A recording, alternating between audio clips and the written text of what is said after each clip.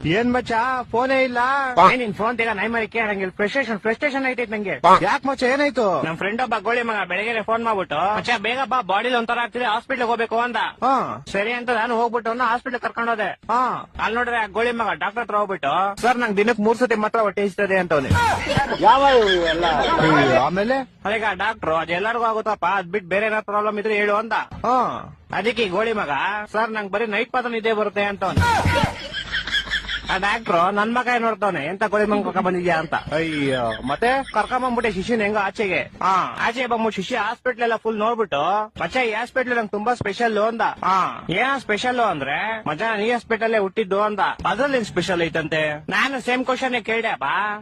ಮಚ್ಚ ನಾನ್ ಚಿಕ್ಕ ವಯಸ್ಸಲ್ಲಿ ಹುಟ್ಬಿಟ್ಟೆ ಅದೇ ಸ್ಪೆಷಲ್ ಅಂತ.